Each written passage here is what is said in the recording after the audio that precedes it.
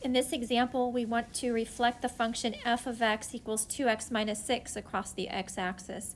You could begin by first graphing the function f of x. So let's take the function f of x in blue. The function f of x is equal to 2x minus 6. And you might recognize this as the general form of the line y equals mx plus b.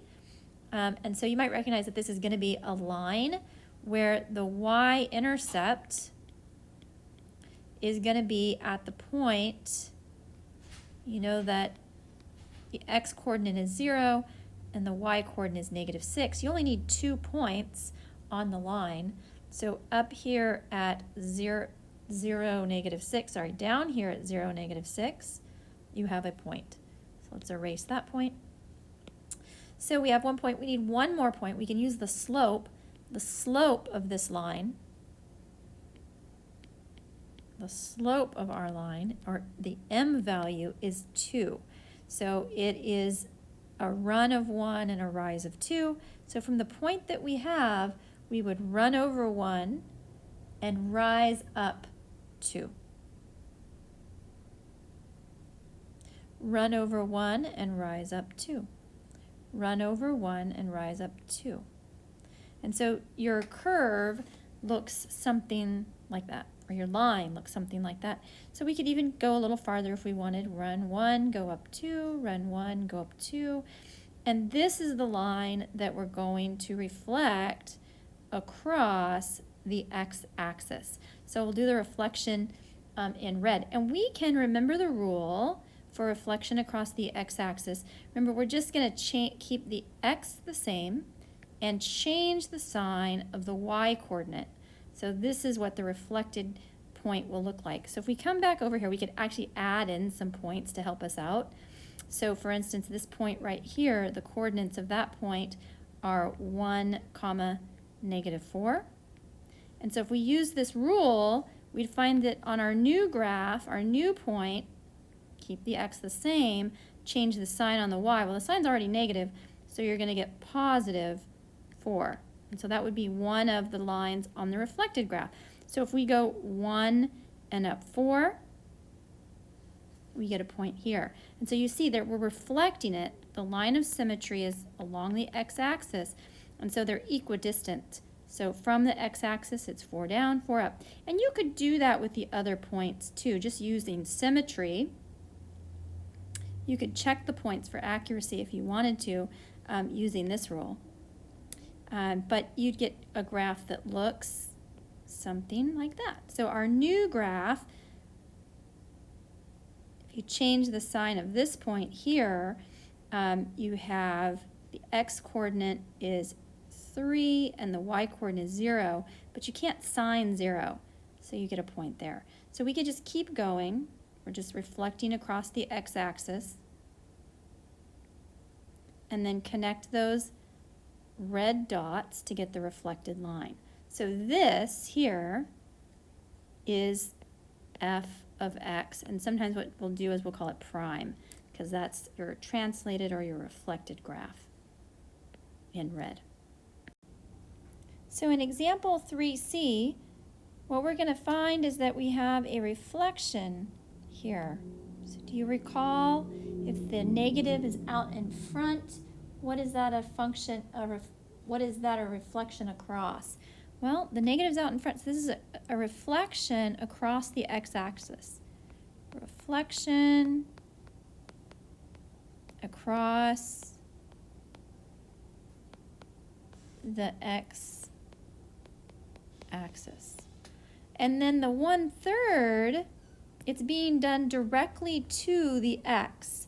So if you look at the form of the expression for that, you'll see that that's going to be a b value. So this is like bx. And b gives you either horizontal expansion or compression. And the way that it works is that you have a horizontal stretch if b is a fraction. So if this value of b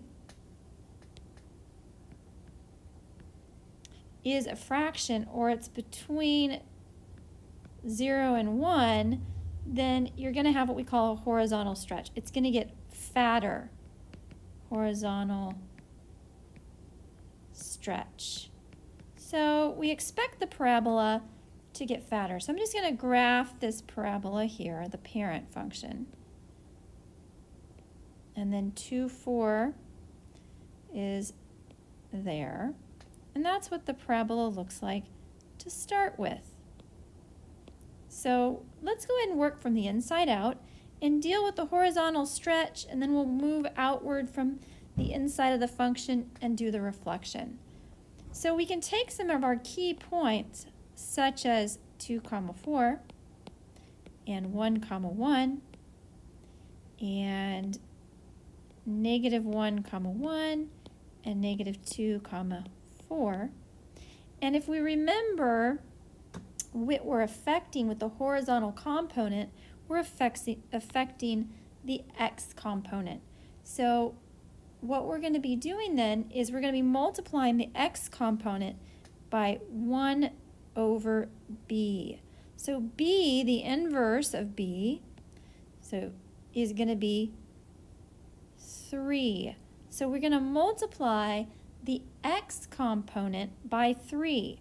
So if you take the x component here, the x component is 1, and you multiply that by 3, the b value, sorry, the 1 over b value, then you would get 3, 1. So that's a new point on the curve. And for this point over here, you're multiplying the x value, you're going to get -3, 1. We're multiplying the x value by 1 over b. So we get a new curve. I mean, 0, 0, if you multiply anything 0, 0 by anything, you're not going to move that point. So still have that. But here now you have 3, 1 and 3, 1. You can see that this trough part was thin here, but we're getting a horizontal stretch. It's like we're pulling the curve right and left. So I could plot these points. So the curve looks something like that. And I could even label this point. This is 3, 1. Good practice to label your points. 0, 0, and -3, 1. And now we need to do the reflection part. You might remember to reflect something across the x-axis. I'll do this in green now. You would just use symmetry to do the reflection across the x-axis. Remember, the negative out in front is going to change the sign on the y-axis. So this y value, the x stays the same, 3, but you make the y value a change in sign. So the coordinates on that point would be 3, -1. In the same way, this new point here would be -3, -1. So that's what that function g of x would look like in green. That is g of x.